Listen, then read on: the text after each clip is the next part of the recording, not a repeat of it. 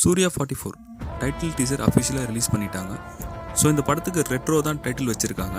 பொதுவாக கார்த்திக் சுப்புராஜ் படத்தை பார்த்தீங்கன்னாவே எப்படியாவது அவர் ரெட்ரோ ஃபீலாக உள்ளே கொண்டு வந்துடுவார். கையாலே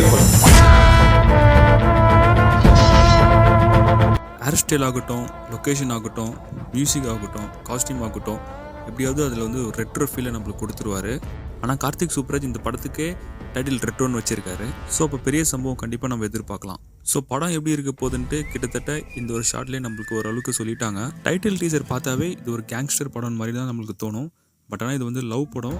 ஆனால் வந்து ஃபைட் சீக்வன்ஸ் கொஞ்சம் அதிகமாக இருக்கும்ன்ட்டு கார்த்திக் சுப்புராஜ் ஆல்ரெடி ஒரு இன்டர்வியூவில் சொல்லியிருக்காரு. கோபம் கம்மி பண்ணுது. இந்த டைட்டில் டீசரில் ஒரு கோட் காமிச்சிருப்பாங்க, love, laughter and war. So இந்த டைட்டில் டீசர் பார்த்தாவே நம்மளுக்கு தெரியுது லவ் அண்ட் வார் கண்டிப்பாக இருக்குது.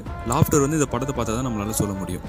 ஸோ இந்த ரெட்ரோ டைட்டில் டீசரை பார்க்குறப்போ இந்த படம் ஃபுல்லாக சூர்யாவோட பாஸ்ட் லைஃப் பற்றி சொல்கிற விதமாக இருக்குது. ஸோ சூர்யாவும் பூஜா ஹெட்ஜும் பேசுகிற இந்த சீன் காசியில் எடுத்திருக்காங்க. ஸோ இது மைட் பி படத்தோட ஸ்டார்டிங்காக இல்லை எண்டிங்கோட சீனாக இருக்கலாம். கார்த்திக் சுப்புராஜ் வந்து ஒரு சூப்பர் ஸ்டார் ஃபேன். ஸோ கண்டிப்பாக இந்த படத்தில் அவரோட ரெஃபரன்ஸ் ஒன்று கண்டிப்பாக இருக்கும்னு தோணுது.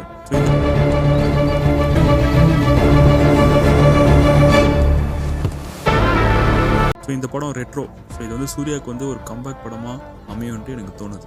ஸோ ரெட்ரோ டீசர் உங்களுக்கு எப்படி இருந்ததுன்ட்டு கமெண்ட்ஸில் பதிவு.